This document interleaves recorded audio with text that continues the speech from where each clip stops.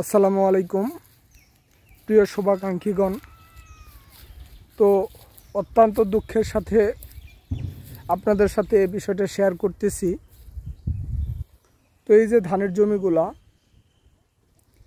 এই ধানের জমিগুলা আজকে এক সপ্তাহ যাবত হলো জমিতে লাগানো হয়েছিল ধানের চারা। অতি বৃষ্টির কারণে পাহাড়ি ঢল, ভারী বর্ষা হওয়ার কারণে সমস্ত ধানের চারাগুলা নষ্ট হয়ে যাচ্ছে। একজন কৃষক কতটুকু পরিশ্রম করে ফসল উৎপাদন করে, এমনিতেই তো কৃষিকাজে লাভ হয় না, তারপরেও করতে হয় কি জন্য? খাদ্যের চাহিদা, খাদ্যের ঘাটতি মেটানোর জন্য। তো এই যে জমিতে চারাগুলা লাগাইছিল বা লাগানো হয়েছে, এখানে আমারও মোটামুটি 3 একর জায়গা আছে। যে পরিমাণ খরচ হয়েছে একবার লাগাতে, এই চারাগুলো আবার যদি পুনরায় লাগাতে যাই তো কৃষকের এমনিতেই তো অবস্থা খারাপ, তার মধ্যে এই অবস্থা অতিবৃষ্টির কারণে হয়েছে। কি আর করার, ভাগ্যে যদি থাকে, করার তো কিছু নাই। তো আমরা সরকারের কাছে, প্রশাসনের কাছে বিনীত অনুরোধ জানাচ্ছি, এই যে যাদের জমিগুলা নষ্ট হয়ে গেছে তাদেরকে আপনারা একটু সাহায্য সহযোগিতা করেন। যদি আমাদের কৃষক ভালো থাকে তাহলে মাঠে ফসল উৎপাদন হবে, আর যদি কৃষক ক্ষতিগ্রস্ত হয় তাহলে মাঠে ফসল উৎপাদন করা অনেকটা কষ্ট হয়ে যাবে। একজন কৃষকের মাসে কত টাকা আয় হয়?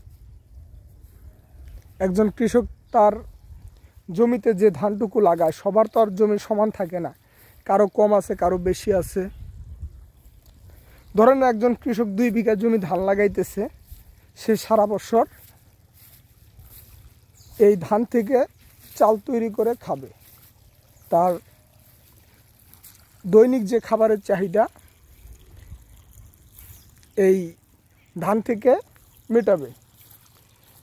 এখন এই 2 বিঘা জমি চাষ করতে কৃষকের যে পরিমাণ খরচ হয়ে গেছে,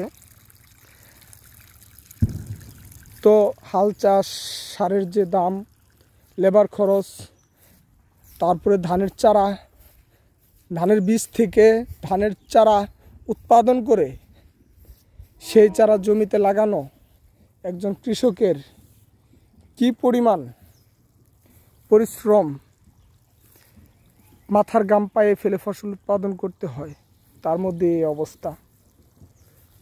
ভারী বর্ষার জন্য এই অবস্থা হয়ে গেছে। আজকে একটা 7 থেকে 8 দিন যাবত বৃষ্টি। তো সার যদি প্রয়োজন হয় তাহলে আজকে না দিলে বা 1 সপ্তাহ পরে দিলেও হবে। টাকা না থাকলেও 1 সপ্তাহ পরে আবার ব্যবস্থা করে দেওয়া যাবে, দোকানদার চাইলেও কিছু বাকি দিতে পারবে।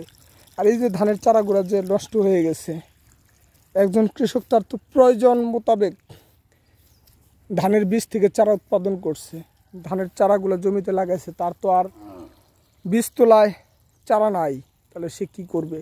তাহলে সে এই জমিগুলো পতিত থাকবে। তাহলে কৃষক প্রথম অবস্থাতেই এক ধাক্কায় ক্ষতিগ্রস্ত হয়ে গেল। তাহলে কৃষক কিভাবে স্বাবলম্বী হবে? আমরা কৃষককে তো সম্মান করি না।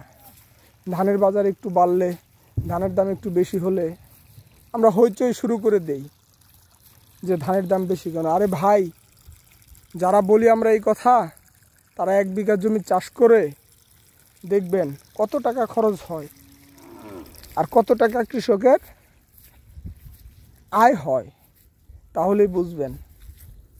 তো আপনারা বলতে পারেন, ভাই তাহলে লাভ না হলে আবাদ ফসল কেন করেন? ভাই, আবাদ ফসল কেন করতে হয়? আজকে যদি কৃষক আবাদ ফসল করা বন্ধ করে দেয় তাহলে কি আমাদের যে প্রতিদিনের খাদ্যের ঘাটতি, খাদ্যের চাহিদা কে মেটাবে? আমরা কৃষককে সবসময় অবহেলা করি, কৃষককে সম্মান করি না, কৃষকের দুঃসময়ে পাশে দাঁড়াই না। আমরা শুধু কৃষক যে ফসলটা উৎপাদন করে সেই উৎপাদিত ফসলের সুযোগ সুবিধা ভোগ করি। অনেকে বলতে পারেন ভাই অর্থের বিনিময়ে করি, অর্থেই সব কিছু হয় না ভাই। তো আমরা যার যার এলাকায় এরকম কৃষক যারা ক্ষতিগ্রস্ত হয়েছে তাদের দিকে একটু খেয়াল রাখব। সরকারের নিকট, প্রশাসনের নিকট অনুরোধ থাকবে ক্ষতিগ্রস্ত কৃষকদের পাশে দাঁড়াই। কৃষক যাতে আবার জমিতে ধান লাগাইতে পারে, ফসল উৎপাদন করতে পারে। কারণ আজকে যদি কৃষক আবাদ ফসল করা বন্ধ করে দেয় তাহলে আমরা খাদ্যের সংকটে পড়ে যাব। তো আমার এখানে প্রায় 3 একর জায়গা ছিল,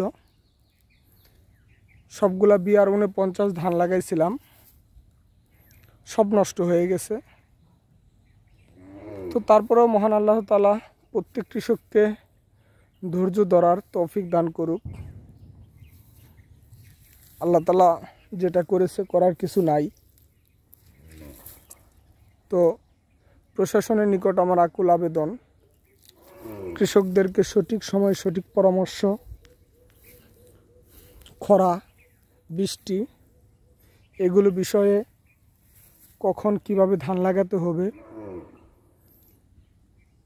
পরিচর্যা এবং অন্যান্য সার ব্যবস্থাপনা সম্পর্কে কৃষককে আমরা যাতে ধারণা দিতে পারি, তাদেরকে যাতে বিভিন্ন বুদ্ধি পরামর্শ দিয়ে সহযোগিতা করতে পারি, এ বলে আমি আমার কথা শেষ করছি।